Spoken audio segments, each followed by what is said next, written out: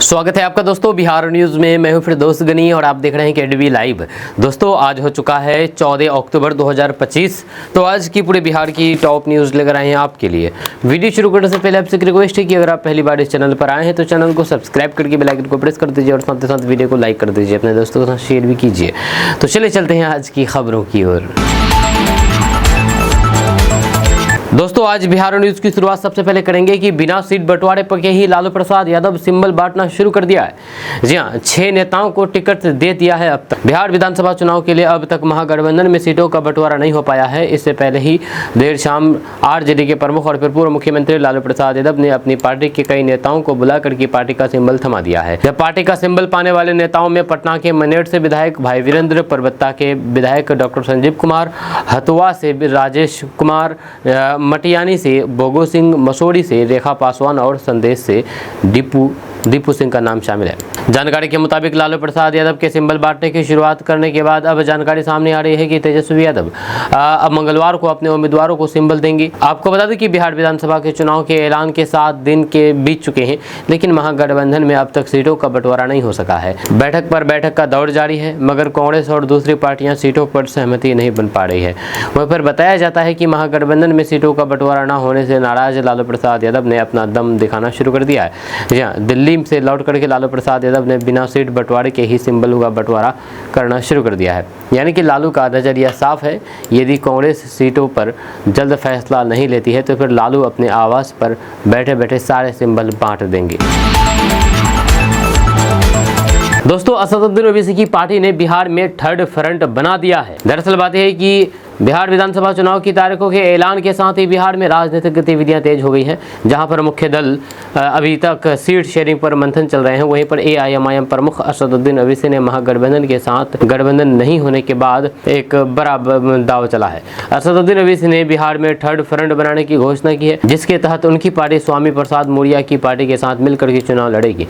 ये नया गठबंधन बिहार के चुनावी समीकरणों को प्रभावित कर सकता है, खास करके उन सीटों पर जहाँ पर मुस्लिम और फिर ओबीसी दोनों का ध्रुवीकरण होता है। वहीं पर एआईएमआईएम के प्रदेश अध्यक्ष अख्तर ईमान ने इस गठबंधन की घोषणा करते हुए कहा है कि इस बार उनकी पार्टी अपने पारंपरिक सीमांचल क्षेत्र से बाहर निकल करके बिहार की 32 सीटों पर चुनाव लड़ेगी। अख्तर ईमान ने महागठबंधन आरजेडी कांग्रेस पर जमकर के निशाना साधा। उन्होंने कहा कि राजद नेता तेजस्वी यादव ने एआईएमआईएम को गठबंधन में शामिल न करके बड़ी गलती कर दी है। अख्तर ईमान ने दावा किया है कि उन्होंने सिर्फ 6 सीटें मांगी थी, लेकिन उन्हें शामिल नहीं किया गया, जिसका परिणाम उन्हें चुनाव में भुगतना पड़ेगा।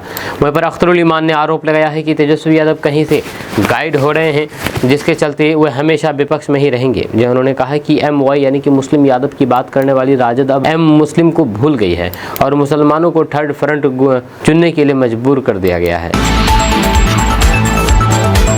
दोस्तों महागठबंधन में मुकेश सहनी की बात नहीं बन पा रही है। दरअसल बात है कि बिहार विधानसभा चुनाव को लेकर के पहले चरण की नामांकन प्रक्रिया शुरू हो गई है। इस बीच एनडीए ने अपने सहयोगी दलों के साथ सीट शेयरिंग कर ली है, लेकिन महागठबंधन की ओर से सीटों को लेकर के स्थिति अभी साफ नहीं हो पाई थी। इस बीच वीआईपी पार्टी मुकेश सहनी को आरजेडी की तरफ से 18 सीटों पर लड़ने का ऑफर मिला है। इन सीटों में 5 पर आरजेडी और फिर 5 पर कांग्रेस के सिंबल पर चुनाव लड़ाया जाएगा। सूत्रों के मुताबिक मुकेश सहनी इस ऑफर से नाखुश नजर आ रहे हैं। मुकेश सहनी पटना के लिए रवाना हो गए हैं। जब मिल रही जानकारी के अनुसार मुकेश सहनी बिहार में 30 सीटों पर चुनाव लड़ने की मांग कर रहे थे। बिहार चुनाव को लेकर की सीटों के बंटवारे पर पेच फंसता हुआ दिख रहा है। महागठबंधन में सहयोगी मुकेश सहनी की बात बनती दिखाई नहीं दे रही है। वहीं पर बिहार विधानसभा चुनाव को लेकर के पार्टियों में टिकट और फिर सीटों को लेकर के लगातार लड़ाई जारी है। महागठबंधन में अब सीटों को लेकर की स्थिति साफ नहीं हो पाई है। वहीं पर विकासशील इंसान पार्टी को आरजेडी की ओर से 18 सीटों पर का ऑफर दिया गया है, जिसमें से 5 सीटों पर राजद और फिर 5 सीटों पर कांग्रेस के सिंबल से चुनाव लड़ पाएंगे। इस सीट शेयरिंग से मुकेश सहनी असंतुष्ट बताए जा रहे हैं। वहीं पर जानकारी मिल रही है कि वीआईपी की चीफ मुकेश सहनी पटना लौट गए हैं। दोस्तों दीपावली से पहले किसानों के खाते में 2000 रुपये आएंगे। आपको बता दूं कि अगर आप किसान हैं तो आपके लिए अच्छी खुशखबरी है, क्योंकि देश के करोड़ों किसानों को दीपावली से पहले किसानों को खुशखबरी मिल सकती है। प्रधानमंत्री किसान सम्मान निधि योजना की 21वीं किस्त का इंतजार अब खत्म होने वाला है। पिछले साल ये राशि अक्टूबर के पहले हफ्ते में भेजी गई थी, लेकिन इस बार अब तक सिर्फ कुछ राज्यों के किसानों को ही किस्त मिली है। ऐसे में बाकी किसान ये जानना चाहते हैं कि उनके खाते में PM किसान योजना की 21वीं किस्त के 2000 रुपये की राशि राशि आखिर कब तक आएगी। तो चलिए इसके बारे में जानते हैं इस योजना से जुड़े।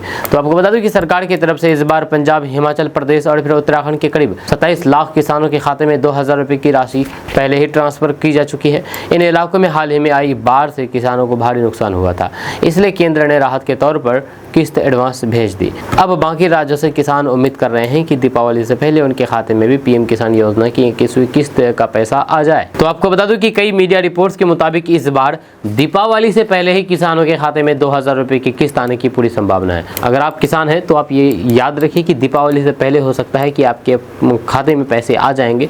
हालांकि ये कोई आधिकारिक तौर पर ये डेट नहीं बताई गई है, अनुमान लगाया जा रहा है कि दीपावली से पहले आ सकता है, आ भी सकता है, नहीं भी आ सकता है। दोस्तों, बिहार विधानसभा चुनाव से पहले एनडीए गठबंधन ने अपनी सीटों का बंटवारा कर दिया है।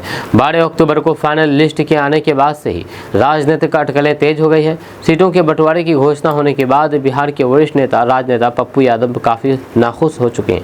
वहीं पर चिराग पासवान और राजीव रंजन जैसे नेता काफ़ी संतुष्ट नजर आ रहे हैं। दरअसल बात है कि बिहार में सीट बंटवारे के ऐलान के बाद चिराग पासवान ने एक्स पर पोस्ट करके कहा कि हम एनडीए परिवार ने सौहार्दपूर्ण वातावरण में बिहार विधानसभा चुनाव 2025 के लिए सीटों का बंटवारा पूरा किया है। वहीं पर सीट शेयरिंग के बाद जीतन राम मांझी ने कहा है कि हमें 6 सीट मिली है, कोई नाराजगी नहीं है, हम सब संतुष्ट हैं।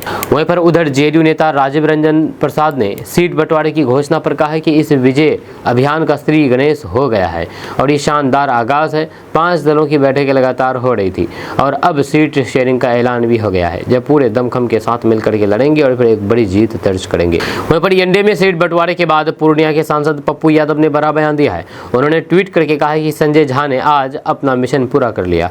नीतीश कुमार जी को सीएम की गद्दी छोड़ने के लिए मजबूर करने का षड्यंत्र पूरा हो गया। पप्पू यादव ने आगे कहा है कि बीजेपी 101 सीट और फिर बीजेपी की एच टीम मतलब मोदी के हनुमान को 29 सीटें दी गई है। वहीं पिछलग्गू 2 टीमें आरएलएम और हिंदुस्तानी अवाम मोर्चा को मात्र 12 सीटें दी गई है। मतलब टीम बीजेपी 142 सीट पर लड़ेगी और जेडीयू 101 पर। दोस्तों, बिहार में एनडीए ने आगामी विधानसभा चुनाव के लिए सीटों के बंटवारे के फॉर्मूले पेश कर दिए हैं। इसके तहत भारतीय जनता पार्टी यानी कि बीजेपी और जेडीयू 101 सीटों पर चुनाव लड़ेंगे। चिराग पासवान की लोक जनशक्ति पार्टी 29 सीटों पर, जबकि हिंदुस्तानी अवाम मोर्चा और फिर राष्ट्रीय लोक मोर्चा 6 सीटों पर चुनाव लड़ेंगे। सीट बंटवारे के बाद राष्ट्रीय लोक मोर्चा के प्रमुख और राज्यसभा सांसद उपेंद्र कुशवाहा ने अपने कार्यकर्ताओं के नाम एक संदेश जारी किया है। जहां राष्ट्रीय लोक मोर्चा के नेता उपेंद्र कुशवाहा ने सोशल मीडिया प्लेटफॉर्म एक्स पर पोस्ट करके लिखा कि प्रिय मित्रों, साथियों, आप सभी से क्षमा चाहता हूं, आपके मन के अनुकूल सीटों की संख्या नहीं हो पाई है। मैं समझ रहा हूं इस निर्णय से आप अपनी पार्टी के उम्मीदवार होने की इच्छा रखने वाले साथियों सहित हजारों लाखों लोगों का मन दुखी होगा। आज कई घरों में खाना नहीं बना होगा, परंतु आप सभी मेरी एवं पार्टी की विश्वस्तता और फिर सीमा को बखूबी समझ रहे होंगे। वहीं पर उपेंद्र कुशवाहा ने आगे पोस्ट करके लिखा है कि किसी भी निर्णय के पीछे कुछ परिस्थितियां ऐसी होती है जो कि बाहर से दिखती है, मगर कुछ ऐसी भी होती है जो बाहर से नहीं दिखती है। हम जानते हैं कि अंदर की परिस्थितियों से अनभिज्ञता के कारण आपके मन में मेरे प्रति गुस्सा भी होगा, जो स्वाभाविक भी है। आपसे विनम्र आग्रह है कि आप गुस्से को शांत होने दीजिए, फिर आप स्वयं महसूस करेंगे कि फैसला कितना उचित है या फिर अनुचित। दोस्तों, बिहार में विधानसभा चुनाव होना है, उससे पहले ही आईआरसीटीसी घोटाले मामले में लालू परिवार को झटका लगा है। जी हां, अब राउज एवेन्यू कोर्ट ने लालू प्रसाद और तेजस्वी यादव समेत सभी आरोपियों के खिलाफ आरोप तय कर लिए हैं। अब इन लोगों के खिलाफ इस केस में मुकदमा चलेगा। ऐसे में चुनाव के बीच लालू परिवार की टेंशन बढ़ गई है। अब इस पर आरजेडी की ओर से पहली प्रतिक्रिया सामने आई है। पार्टी के मुख्य प्रवक्ता शक्ति सिंह यादव ने कहा है कि बीजेपी की और फिर एनडीए के पाप का घड़ा अब भर चुका है। एजेंसी का दुरुपयोग करके लालू परिवार को तंग और फिर तबाह किया जा रहा है। जिस मामले को बंद किया गया था उसे जबरदस्ती खोल करके न्यायालय में पेश किया जा रहा है। वहीं पर शक्ति सिंह यादव ने कहा कि चुनाव सिर पर है, इसलिए बीजेपी डरी हुई है और फिर किसी भी कीमत पर बिहार की सत्ता में आना चाहती है। बीजेपी वोट लूटना चाहती है। बिहार के लोगों ने मन बना लिया है और फिर बिहार में बदलाव की बयार बह रही है। ये नहीं भूलना चाहिए कि हर बिहारी बिहार को बदलना चाहते हैं। प्रशासनिक अराजकता वाली सरकार लूट और फिर खसोट का अड्डा बन चुकी है। कई इंजीनियर पर गंभीर आरोप है और फिर सरकार चुप बैठी हुई है। उन्होंने आगे कहा है कि राउज एवेन्यू कोर्ट का मामला है, न्यायालय का जो भी आदेश आया है हम उन विषयों को गंभीरता से देखेंगे और फिर न्यायालय में लड़ेंगे। वहीं पर बीजेपी के प्रवक्ता नीरज कुमार ने कहा है कि लालू परिवार पर आरोप तय हो गया है, ये न्याय की जीत है। मोदी सरकार का भ्रष्टाचार के प्रति जीरो टॉलरेंस की नीति का परिचायक है। उधर जेडीयू के मुख्य प्रवक्ता नीरज कुमार ने कहा कि लालू प्रसाद का परिवार जिन पर 420 और 120 का आरोप लगा है वह स्वाभाविक है। दोस्तों, बिहार विधानसभा चुनाव के लिए एनडीए में सीट बंटवारे का फॉर्मूला तय हो चुका है। हालांकि अब तक महागठबंधन में इस पर पेच फंसा हुआ है। प्रशांत किशोर की पार्टी जनसुराज ने भी 51 उम्मीदवारों की पहली लिस्ट भी जारी कर दी है। इस बीच O2 की एक चौंकाने वाली सर्वे सामने आई है, जिसके मुताबिक प्रशांत किशोर 243 में से करीब 83 सीटों पर महागठबंधन और एनडीए का खेल बिगाड़ेंगे। जहाँ O2 के फाउंडर अमिताभ तिवारी ने बताया है कि फरवरी महीने के सर्वे में प्रशांत किशोर का वोट शेयर बढ़ा था, लेकिन अब वह फिर से गिर करके करीब 9% के आसपास पहुंच गया है। हालांकि महागठबंधन और फिर एनडीए का वोट शेयर बढ़ा है। वहीं पर चुनाव में एनडीए और फिर महागठबंधन के बीच आमने सामने की टक्कर है।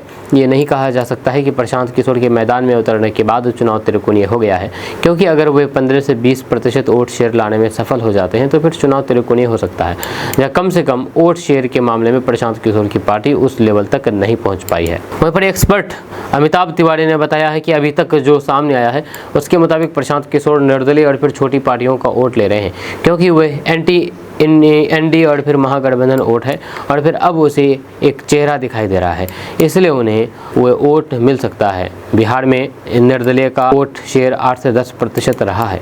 वहाँ पर चुनाव एक्सपर्ट ने बताया है कि प्रशांत किशोर के चुनाव लड़ने से जिन 83 सीटों पर मार्जिन 5% वोट से कम है, वहाँ पर अगर जनसुराज को 5% वोट शेयर आ जाता है तो फिर वह किसी न किसी दल का गेम बिगाड़ेगा। प्रशांत किशोर ने किस पार्टी को डैमेज किया, अगर ये देखा जाए तो फिर सबसे ज़्यादा निर्दलीय और फिर छोटी छोटी पार्टियों को मिलने वाला वोट काटेंगे। उसके बाद महागठबंधन को नुकसान पहुंचेगा, क्योंकि उन्होंने पढ़ाई लिखाई की बात करके तेजस्वी के ब्रांड स्टेटस को नुकसान पहुंचाया है। जो तीसरा, करप्शन को उठा करके बीजेपी या फिर एनडीए को नुकसान पहुंचा रहे हैं। हालांकि प्रशांत किशोर किन 83 सीटों पर नुकसान पहुंचाएंगे, इसको लेकर के अभी तक कह पाना मुश्किल है, और किस दल का नुकसान करेंगे ये तभी कहा जा सकता है जब उम्मीदवारों के नाम सामने आ जाएंगे। फिर उम्मीदवारों की जाति, कितने पढ़े लिखे और फिर उन्होंने पहले कभी चुनाव लड़ा या नहीं, ये सब फैक्टर डिसाइड करेंगे। दोस्तों, बिहार विधानसभा चुनाव 2025 से पहले लालू परिवार को बड़ा झटका लगा है। राउज एवेन्यू कोर्ट ने कथित IRCTC घोटाले होटल भ्रष्टाचार मामले में पूर्व रेल मंत्री लालू प्रसाद यादव, पूर्व बिहार की मुख्यमंत्री राबड़ी देवी, राजद नेता तेजस्वी यादव और फिर अन्य के खिलाफ आरोप तय किए हैं।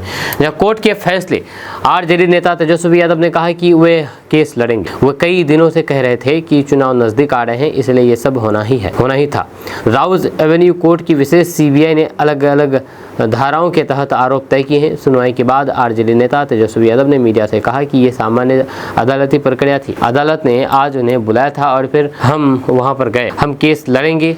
हम कई दिनों से कह रहे थे कि चुनाव नज़दीक आ रहे हैं, इसलिए ये सब होना ही था। फिर भी अदालत का सम्मान करते हुए हम कहना चाहते हैं कि हमने हमेशा लड़ाई लड़ी है और लड़ते रहेंगे। हमने हमेशा संघर्ष का रास्ता चुना है। बिहार की जनता जानते हैं कि क्या हो रहा है।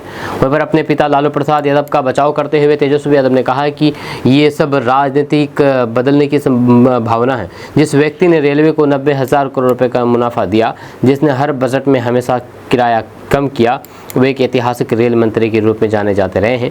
हार्वर्ड और फिर IMI के छात्र लालू जी से पढ़ने आते थे। वह मैनेजमेंट गुरु के रूप में जाने जाते रहे हैं।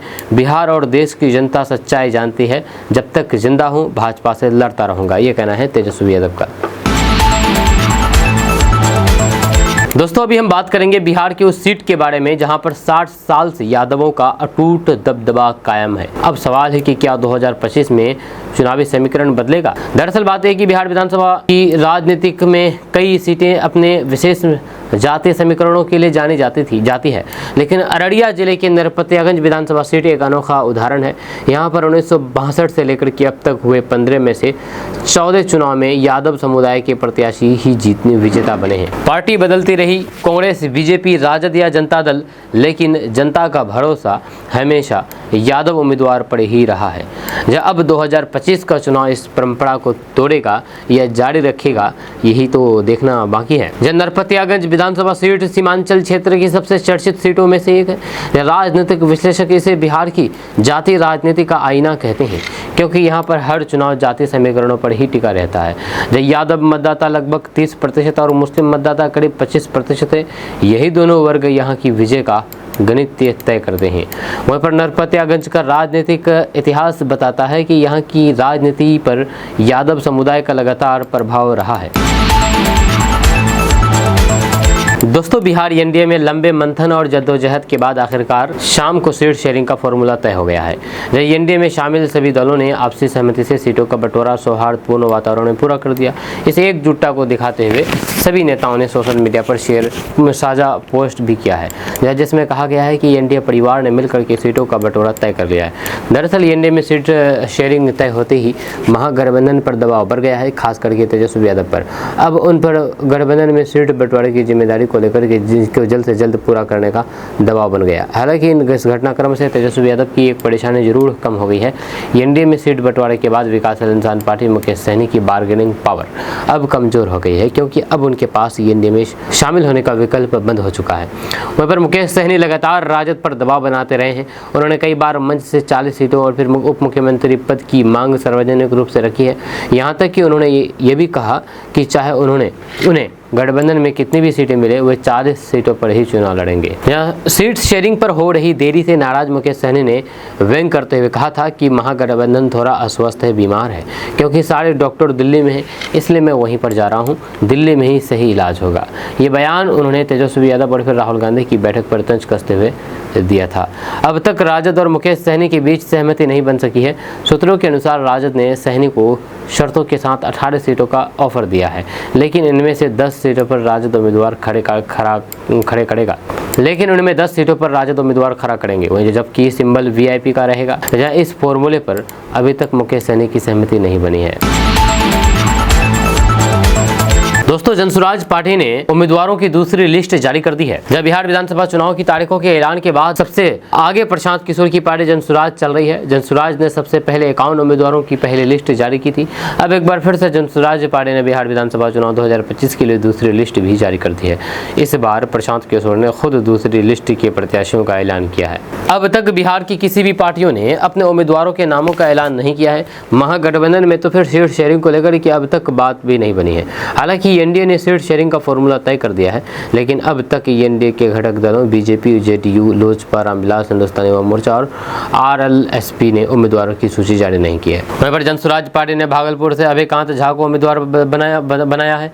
वह जहाँ उसकी तरह बरहड़िया से डॉक्टर शाहनवाज, शिवहर से नीरज सिंह, लाल बाबू यादव को नरकटियागंज, मंतोष सहनी को कल्याणपुर और भी कई सारे इस तरह से बहुत सारे नाम हैं जो कि आज उन्होंने दूसरी लिस्ट में नाम जारी किया है। वहीं पर ठाकुरगंज के बारे में बात किया जाए तो किशनगंज के ठाकुरगंज से इकराम उल हक को जनसुराज का उम्मीदवार बनाया है।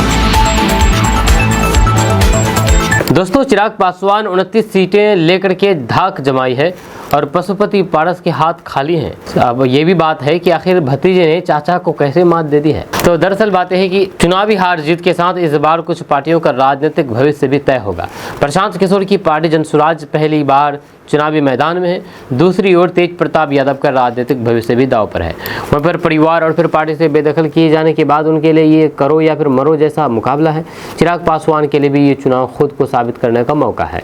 वहीं पर रामविलास पासवान के जाने के बाद 2 धड़ों में बटी एलजेपी के लिए भी ये निर्णायक चुनाव है। महागठबंधन में पशुपति पारस की एलजेपी के लिए गुंजाइश नहीं है। जहाँ कहा जा रहा है कि वे अपनी पार्टी आरजेडी में मर्ज कर सकते हैं, जहाँ उनकी पार्टी के पास अब ना जनाधार ही है और ना ही कॉर्डर ही बचा है। वहाँ पर केंद्रीय मंत्री और एलजेपी रामविलास के मुखिया चिराग पासवान के लिए ये चुनाव शक्ति प्रदर्शन का मौका है। जब पार्टी टूटने के बाद चिराग पासवान अकेले पड़ गए थे।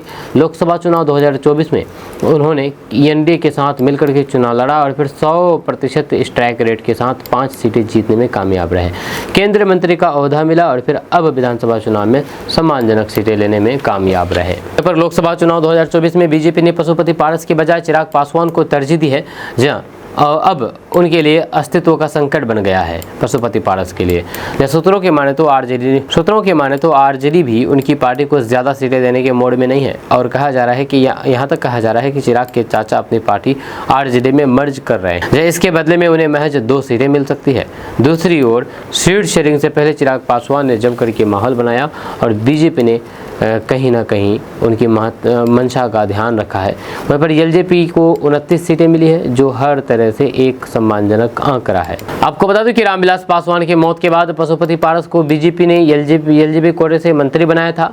जब पारिवारिक विवाद के चलते चिराग पासवान उनकी मां को वह घर भी खाली करना पड़ा, जहां पर उनके परिवार लगभग 3 दशकों से रह रहा था। उस वक्त बहुत से राजनीतिक विश्लेषकों ने चिराग पासवान की राजनीति के अंत की भी घोषणा कर दी थी। हालांकि खुद को पीएम नरेंद्र मोदी का हनुमान कहने वाले चिराग पासवान ने हार नहीं मानी और फिर वहां से वापसी करके दिखाई है। अब लगभग 4 साल बाद ऐसा लग रहा है कि पशुपति पारस अपने भतीजे से ही राजनीतिक जंग में मात खा गए हैं। चर्चा है कि वे अपने बेटे के लिए आरजेडी से टिकट चाहते हैं और शायद पार्टी मर्ज के बाद वे मिल भी जाए।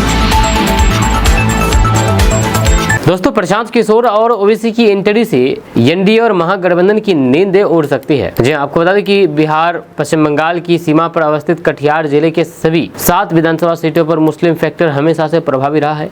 जब मुस्लिम वोटों का ध्रुवीकरण किसी भी प्रत्याशी की हार जीत का पैमाना होता, काफी हद तक चुनावी समीकरण को प्रभावित करता है। ऐसे में असदुद्दीन ओवैसी की पार्टी AIMIM के प्रदेश अध्यक्ष अख्तर उल ईमान और फिर राष्ट्रीय प्रवक्ता आदिल हुसैन द्वारा कटिहार जिले के 7 में से 5 विधानसभा सीटों पर उम्मीदवार देने की घोषणा का सबसे अधिक असर महागठबंधन पर पड़ सकता है। वहीं पर AIMIM की इस घोषणा ने सीमांचल में महागठबंधन के सामने सबसे बड़ी चुनौती खड़ी कर दी है। गौर करने वाली बात यह है कि सीमांचल के 4 जिलों में से पार्टी ने सबसे अधिक 5 प्रत्याशियों को कटिहार जिले में ही उतारने की घोषणा की है। इसमें बलरामपुर, कदुआ, मनिहारी, प्राणपुर और बराड़ी शामिल है।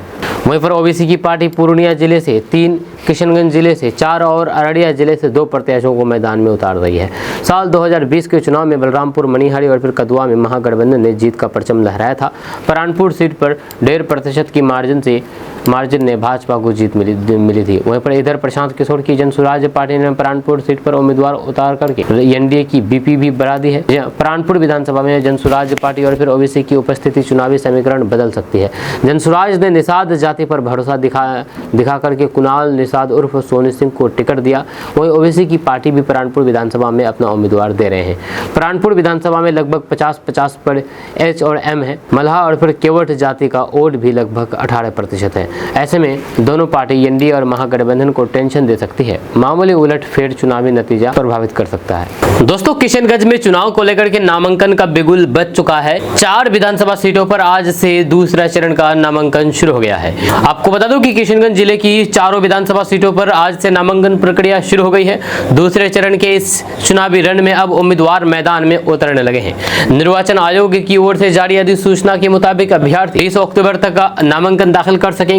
21 अक्टूबर को नामांकन पत्रों की जांच होगी और 23 अक्टूबर तक नाम वापस लेने की अंतिम तारीख तय की गई है। किशनगंज के 4 सीटों पर तैयारी पूरी हो गई है, जिसमें किशनगंज जिले की 4 सीटें किशनगंज, बहादुरगंज, कोचाधमन और ठाकुरगंज इस बार दूसरे चरण में वोटिंग के लिए ये तय है। वहीं पर चारों ही विधानसभा क्षेत्र में चुनावी हलचल बढ़ गई है। किशनगंज जिला प्रशासन ने साफ कहा है कि नामांकन प्रक्रिया को पूरी तरह से पारदर्शी और फिर शांतिपूर्ण माहौल में पूरा कराया जाएगा। वहीं पर किशनगंज डीएम विशाल राज और एसपी सागर कुमार ने संयुक्त आदेश जारी करते हुए कहा कि नामांकन के दौरान किसी भी प्रकार की गड़बड़ी या फिर कानून व्यवस्था भंग करने की कोशिश बर्दाश्त नहीं की जाएगी। नामांकन स्थलों के आसपास 15 ड्रॉप गेट बनाए गए हैं और फिर 23 जगहों पर मजिस्ट्रेट के साथ पुलिस बल की तैनाती की गई है। वहीं पर डीएम ने साफ कहा कि जिन लोगों पर वारंट या फिर आपराधिक मामले दर्ज हैं उन पर विशेष निगरानी रखी जाएगी।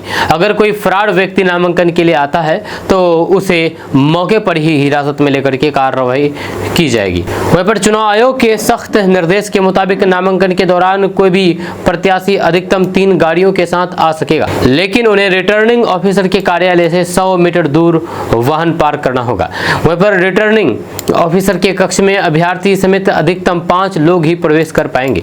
वहीं पर बहादुरगंज विधानसभा के बारे में बात की जाए तो यहाँ पर उम्मीदवार संयुक्त अनुमंडल कार्यालय में DCLR के समक्ष पर्चा दाखिल करेंगे। किशनगंज विधानसभा के बारे में बात की जाए तो उम्मीदवार एसडीएम कार्यालय में नामांकन करेंगे। वहीं पर कोचाधावन विधानसभा के बारे में बात की जाए तो यहाँ पर नामांकन समाहरणालय स्थित एडीएम कार्यालय में होगा। ठाकुरगंज विधानसभा के बारे में अगर बात की जाए तो उम्मीदवार डीआरडीए भवन में डीडीसी के समक्ष नामांकन दाखिल करेंगे। वहीं पर डीएम ने अधिकारियों को निर्देश दिया है कि नामांकन के दौरान आयोग के सभी दिशा निर्देशों का आचरण पालन करें। किसी भी तरीके की लापरवाही या फिर पक्षपात को गंभीरता से लिया जाएगा। इसके साथ ही उन्होंने सभी मजिस्ट्रेटों और फिर पुलिस अधिकारियों को अलर्ट मोड पर रखा गया है ताकि किसी भी अप्रिय स्थिति से निपटा जा सके। वहीं पर कुल मिलाकर के किशनगंज अब चुनावी मोड में आ चुका है। जब पोस्टर, बैनर, नारे और फिर भीड़ सब धीरे धीरे गर्म होते जा रहे हैं। अब देखना होगा कि किसके सिर सजेगा जीत का सेहरा और कौन रह जाएगा सिर्फ नामांकन तक सीमित। ये आने वाले वक्त ही बताएगा। आपका इसके बारे में क्या कहना है नीचे कमेंट बॉक्स में कमेंट करके जरूर बताइएगा। दोस्तों, महागठबंधन में गांठ उलझ गई है जिसकी वजह से सीटों का फैसला नहीं हो पा रहा है। जी हाँ, अब सीटों का फैसला बिहार छोड़ करके दिल्ली में पहुंच गया है, लेकिन दिल्ली से भी कोई फैसला नहीं निकल करके सामने आ रहा है। अब सवाल है कि आखिर राजद और कांग्रेस की बात कहां पर अटकी है। तो आपको बता दूं कि बिहार में 2 चरणों में हो रहे विधानसभा चुनाव के मतदान में पहले चरण के लिए नामांकन में अब 5 दिन बाकी है, जबकि दूसरे चरण का नामांकन शुरू हो गया है। लेकिन महागठबंधन में अभी भी सीटों के बंटवारे को लेकर के तस्वीर साफ नहीं हुई है। जहां राष्ट्रीय जनता दल यानी कि आरजेडी के सुप्रीमो लालू प्रसाद यादव ने भी कहा कि सीटों के बंटवारे पर अभी बातचीत जारी है। जब गठबंधन की गांठ संख्या से अधिक सीटों की दावेदारी पर आकर के उलझ गई है। सीट बंटवारे में सहयोगी दल राजद पर मनमर्जी करने का आरोप लगा रहे हैं। राजद ने वाम दलों और फिर कांग्रेस की सीटिंग और फिर परंपरागत 7-8 सीटों पर दावेदारी कर दी है। इसके जवाब में कांग्रेस ने उन सीटों पर दावा ठोक दिया है जहां से पिछली बार असदुद्दीन ओवैसी की पार्टी एआईएमआईएम के विधायक जीते थे और वे अभी राजद में ही। वहीं पर बंटवारे के मसले पर घटक दलों के नेता भले ही सार्वजनिक तौर पर बयान देने से परहेज कर रहे हैं, लेकिन अंदर खाने ये चर्चा है कि राजद जिस तरह से सीटों पर दावेदारी कर रहा है उसमें एक संभावना ये भी है कि गठबंधन में रहने के बावजूद भी कुछ सीटों पर दोस्ताना संघर्ष भी हो सकता है। हालांकि गठबंधन की गांठ सुलझाने के लिए कांग्रेस के पूर्व प्रदेश अध्यक्ष डॉक्टर अखिलेश प्रसाद सिंह मध्यस्थ की भूमिका में आ गए हैं। नेता प्रतिपक्ष तेजस्वी यादव और फिर अखिलेश एक साथ बैठ करके ही दिल्ली की यात्रा पूरी की है। वहीं पर सीट बंटवारे का मसला अब दिल्ली में ही सुलझने की तैयारी है। जब राजद सुप्रीमो लालू प्रसाद यादव, नेता प्रतिपक्ष तेजस्वी यादव, दिल्ली में लालू तेजस्वी की मुलाकात राहुल गांधी से हो सकती है। वहीं पर लालू प्रसाद यादव ने पत्रकारों के सवाल के जवाब में कहा कि बात चल रही है, वरिष्ठ नेताओं के बीच बातचीत हो रही है, जल्द ही मामला सुलझ जाएगा। महागठबंधन में सीटों के पेच को वीआईपी सुप्रीमो मुकेश सहनी के बयान से भी समझा जा सकता है। जहां रविवार को दिल्ली जाने के क्रम में पटना एयरपोर्ट पर मुकेश सहनी ने माना कि महागठबंधन अभी अस्वस्थ हो गए हैं, यानी कि ठीक नहीं है। दूसरी ओर कांग्रेस और राजद ने अपने अपने हिस्से की सीटों को चिन्हित करने का काम शुरू कर दिया है। राजद कम से कम 135 सीटों पर चुनाव लड़ेगा, वहीं पर कांग्रेस ने 60 सीटों पर चुनाव लड़ने की तैयारी शुरू कर दी है। वहीं पर कांग्रेस ने 2 टूक कहा कि 24 घंटे तक समझौता नहीं होने पर प्रत्याशी घोषित कर दिए जाएंगे। वहीं पर आज दिल्ली में कांग्रेस केंद्रीय चुनाव समिति की बैठक होनी है। इसी बैठक में पार्टी अपने हिस्से की 60 सीटों पर उम्मीदवारों के नामों को अंतिम रूप देगा। बैठक में शामिल होने के लिए बिहार प्रदेश कांग्रेस अध्यक्ष राजेश राम, प्रभारी कांग्रेस प्रभारी कृष्ण अल्लावरू, विधायक दल के नेता शकील अहमद खान, विधान परिषद में दल के नेता मदन मोहन झा रविवार को दिल्ली पहुंचे। जब कांग्रेस के राष्ट्रीय अध्यक्ष मल्लिकार्जुन खड़गे की अध्यक्षता में होने वाली बैठक में लोकसभा में नेता प्रतिपक्ष राहुल गांधी भी भाग लेंगे। तेजस्वी यादव ने कहा कि कांग्रेस नेता राहुल गांधी से मुलाकात का कोई भी कार्यक्रम नहीं है, हम कोर्ट के बुलावे पर दिल्ली आए हैं। वहीं पर मुकेश सहनी ने कहा कि महागठबंधन अभी अस्वस्थ चल रहा है, दिल्ली में ही सभी डॉक्टर हैं, इलाज हो जाएगा, इसके बाद महागठबंधन स्वस्थ हो जाएगा। आपका इसके बारे में क्या कहना है नीचे कमेंट बॉक्स में कमेंट करके जरूर बताइएगा। दोस्तों, राजनीतिक गलियारों से एक बहुत बड़ी खबर सामने आ रही है कि राजद ने 137 सीटें चुन ली है। जी हां, और साथ ही साथ पार्टी ने अब तक 110 से अधिक दावेदारों को फोन करके सिंबल लेने के लिए जरूरी प्रक्रिया पूरी करने को कहा है। आरजेडी की ओर से यह खबर सामने आ रही है, जहां ये खबर पुख्ता माना जा रहा है। दरअसल बात यह है कि महागठबंधन में सीटों के बंटवारे का औपचारिक ऐलान भले ही नहीं हुआ हो, लेकिन राजद ने अपने हिस्से की 135 से अधिक विधानसभा क्षेत्र चिन्हित कर लिए हैं। पार्टी ने अब तक 110 से अधिक दावेदारों को फोन करके सिंबल लेने के लिए जरूरी प्रक्रिया पूरी करने को कहा है। खास करके वैसी सीटें जिस पर राजद को छोड़ करके किसी और दल ने दावेदारी नहीं की है, वहां पर उम्मीदवारों को वोटर लिस्ट की सत्यापित कॉपी बनाने को कहा गया है ताकि आजकल में उनको सिंबल दिया जा सके। वहीं पर पार्टी नेताओं के अनुसार राजद इस बार कम से कम 135 सीटों पर चुनाव लड़ेगा। हालांकि पार्टी ने 137 सीटों पर चुनाव लड़ने की तैयारी कर रखी है, लेकिन घटक दलों के लिए पार्टी अधिकतम 1-2 सीटों की कुर्बानी दे सकती है। पार्टी 2020 के चुनाव में 144 सीटों पर चुनाव लड़ी थी, जहां इनमें से 75 सीटों पर पार्टी की जीत हासिल हुई थी। जीती सीटों में सुगौली, नरकटियागंज, बाजपट्टी, बेलसंड, मधुबनी, लोकहा, जोकीहाट, बहादुरगंज, ठाकुरगंज, कोचाधामन, बायसी, सिंहेश्वर, मधेपुरा, सिमड़ी, बख्तियारपुर, दरभंगा ग्रामीण, गायघाट, मीनापुर, बोचहा, कांटी, बैकुंठपुर, हथुआ, सिवान, रघुनाथपुर, बरहड़िया, एकमा, बनियारपुर, मरोड़ा, गरखा, परसा, सोनपुर, महुआ, राघोपुर, महनार, शिवहर, हसनपुर, समस्तीपुर, उज्जैरपुर, मेरवा, हसनपुर, चेरिया, बरियारपुर, साहेबपुर कमाल, अलौली, नाथनगर, धौरिया, शेखपुरा, सूर्यगढ़, इस्लामपुर, मोकामा, बख्तियारपुर, फतुआ है। इसके अलावा भी बहुत सारे सीटें जिस पे वो जीते थे। जब पिछली बार के दर्जन भर से अधिक विधायकों का टिकट कटना तय माना जा रहा है। पार्टी अपनी सिटिंग सीटों में से अपवाद स्वरूप 1-2 सीटें सहयोगी दलों को दे सकती है।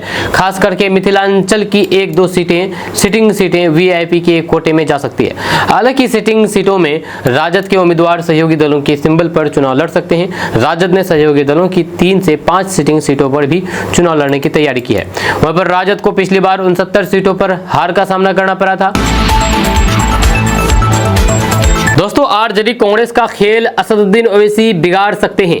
एआईएमआईएम आरजेडी कांग्रेस का खेल बिगाड़ सकते हैं, जिस तरह से समीकरण बन रहा है। दरअसल बिहार में गठबंधन द्वारा खारिज किए जाने के बाद एआईएमआईएम ने कहा कि वह आगामी बिहार विधानसभा चुनाव में लगभग 100 सीटों पर चुनाव लड़ने की प्लान बना रही है, जो पिछली चुनाव में लड़ी गई सीट की संख्या से 5 गुना ज्यादा है। जहां हैदराबाद के सांसद असदुद्दीन ओवैसी की पार्टी एआईएमआईएम ने दावा किया है कि उसका उद्देश्य बिहार में एक तीसरा विकल्प तैयार करना है, जहां सालों से राजनीति भाजपा के नेतृत्व वाले एनडीए और फिर कांग्रेस राजद गठबंधन के इर्द गिर्द घूमती रही है। एआईएमआईएम के प्रदेश अध्यक्ष अख्तरुल ईमान ने कहा है कि हमारी योजना 100 सीटों पर चुनाव लड़ने की है। एनडीए और फिर महागठबंधन दोनों को हमारी उपस्थिति दर्ज कराने के लिए मजबूर होना पड़ेगा। उन्होंने यह भी दावा किया है कि 2020 में एआईएमआईएम पर धर्मनिरपेक्ष वोट को बांटने का आरोप लगाने वाला महागठबंधन अब ऐसा नहीं कर सकता है कि ये अब सर्वविदित है कि मैंने लालू यादव और तेजस्वी यादव को पत्र लेकर के गठबंधन की इच्छा व्यक्त की थी, लेकिन कोई भी जवाब नहीं आया है। उन्होंने आगे फिर कहा कि अब हमें अपनी पहुंच बढ़ाने के लिए हर संभव प्रयास करना होगा। हम तीसरे मोर्चे की संभावना तलाशने के लिए समान विचारधारा वाले दलों से भी बातचीत कर रहे हैं। एआईएमआईएम नेता ने कहा कि कुछ ही दिनों में सब कुछ साफ हो जाएगा। 243 सदस्यीय बिहार विधानसभा के लिए चुनाव 6 और 11 नवंबर को होंगे और मतगणना 14 नवंबर को होगी। वहीं पर एआईएमआईएम ने 2020 का विधानसभा चुनाव उत्तर प्रदेश की पूर्व मुख्यमंत्री मायावती की बसपा और फिर पूर्व केंद्रीय मंत्री उपेंद्र कुशवाहा के नेतृत्व वाली अब भंग हो चुकी है। जब पिछले विधानसभा चुनाव में एआईएमआईएम ने 5 सीटें जीती थी और फिर माना जाता है कि उसने कई अन्य विधानसभा क्षेत्रों में राजद, कांग्रेस और फिर वाम गठबंधनों को नुकसान पहुंचाया था। हालांकि 2022 में एआईएमआईएम के 4 विधायक राजद में शामिल हो गए। अख्तरुल ईमान, जो कि पहले राजद और फिर मुख्यमंत्री नीतीश कुमार के नेतृत्व वाली जदयू में थे, अब एआईएमआईएम के एकमात्र विधायक बचे हैं। वहीं पर राजनीतिक पर्यवेक्षकों के अनुसार एआईएमआईएम बिहार की उस क्षेत्र पर नजर गड़ाए हुए हैं जहां पर मुसलमान बहुसंख्यक है, जहां वे कुल आबादी के 17% से भी कम है, फिर भी उन्हें राज्य विधानसभा में कभी भी अनुपातित प्रतिनिधित्व नहीं मिला है। वहीं पर पिछले महीने असदुद्दीन ओवैसी ने सीमांचल क्षेत्र का दौरा किया और किशनगंज, अररिया, कटिहार और फिर पूर्णिया जैसे जिलों का दौरा करते हुए 4 दिन बिताए, जहां पर अल्पसंख्यकों की अच्छी खासी आबादी है। हालांकि असदुद्दीन ओवैसी राजद, जदयू और फिर कांग्रेस पर मुसलमानों के प्रति उदासीनता का आरोप लगाते रहे, लेकिन उन पर भाजपा की बी टीम होने का भी आरोप लगाया जा रहा है, जो कि भगवा पार्टी की मदद के लिए धर्मनिरपेक्ष वोटों को हथियाने की कोशिश कर रही है। दोस्तों, जनसुराज पार्टी ने ठाकुरगंज विधानसभा सीट से इकरामुल हक को अपना उम्मीदवार घोषित कर दिया है। जनसुराज पार्टी ने बिहार विधानसभा चुनाव की दूसरी लिस्ट जारी करते हुए किशनगंज जिले की ठाकुरगंज विधानसभा सीट से इकरामुल हक को अपना उम्मीदवार घोषित किया है। इकरामुल हक ठाकुरगंज प्रखंड की बंदरझूला पंचायत के मुखिया है और लंबे समय से स्थानीय राजनीति में सक्रिय है। मुस्लिम समुदाय में उनकी मजबूत पकड़ और फिर सामाजिक कार्यों के कारण पार्टी ने उन पर भरोसा जताया है। जनसुराज पार्टी के प्रदेश कार्यालय से जारी सूची के मुताबिक, लिस्ट के मुताबिक इस बार 65 उम्मीदवारों के नाम की घोषणा की गई है, जिससे अब तक कुल 116 सीटों पर उम्मीदवार तय हो चुके हैं। ठाकुरगंज सीट पर इकरामुल हक का चयन पार्टी की रणनीतिक सोच को दर्शाता है, खास करके सीमांचल के मुस्लिम बहुल इलाकों में जनसुराज का जनाधार बढ़ाने के उद्देश्य से। वहीं पर सहरसावादी समुदाय से आने वाले इकरामुल हक क्षेत्र में लोकप्रिय मुखिया माने जाते हैं। वो पिछले कई वर्षों से पंचायत स्तर पर विकास कार्यों में सक्रिय रहे हैं और फिर शिक्षा, स्वास्थ्य और फिर सड़क जैसी स्थानीय समस्याओं को लेकर के मुखर रहते हैं। इकरामुल हक ने नाम की घोषणा के बाद कहा कि मैं ठाकुरगंज की जनता का आभारी हूं। जहां जनसुराज ने जो विश्वास मुझ पर जताया है उस पर खरा उतरूंगा। अब समय आ गया है कि ठाकुरगंज विकास की राजनीति को अपनाएं। वहीं पर जनसुराज नेता ने माना है कि इकरामुल हक की छवि ईमानदार और जमीनी नेता की रही है। वहीं पर जो लोगों से सीधे जुड़ते हैं, उनकी सक्रियता और फिर समुदाय में पकड़ के चलते पार्टी उन्हें ठाकुरगंज से एक मजबूत उम्मीदवार के रूप में देख रही है। वहीं पर राजनीतिक विश्लेषकों का कहना है कि इकरामुल हक के मैदान में उतरने से ठाकुरगंज का चुनावी मुकाबला रोचक हो गया है। 2020 में यहां से राजद के सऊद आलम ने जीत हासिल की थी, जबकि निर्दलीय गोपाल अग्रवाल दूसरे, जबकि जेडीयू के नौशाद आलम तीसरे और एआईएमआईएम के महबूब आलम चौथे स्थान पर रहे थे। इस बार जनसुराज की इंटरी से समीकरण पूरी तरीके से बदल सकते हैं। वहीं पर स्थानीय लोगों में भी इस ऐलान के बाद उत्साह देखा जा रहा है। समर्थकों ने पटाखे फोड़ करके और फिर मिठाइयां बांट करके जश्न मनाया है। कई लोगों का कहना है कि ठाकुरगंज को अब एक ऐसे जनप्रतिनिधि की जरूरत है जो जनता के बीच से उठ करके आया हो और फिर जनता की भाषा समझता हो। वहीं पर अब देखना यह होगा कि सीमांचल की राजनीति में प्रशांत किशोर की जनसुराज पार्टी की ये चाल कितनी प्रभावी साबित होती है और क्या इकरामुल हक इस सीट पर महागठबंधन और फिर एनडीए के उम्मीदवारों को टक्कर दे पाते हैं या नहीं, ये भी सवाल है। आपका इसके बारे में क्या कहना है, नीचे कमेंट बॉक्स में कमेंट करके जरूर बताइएगा।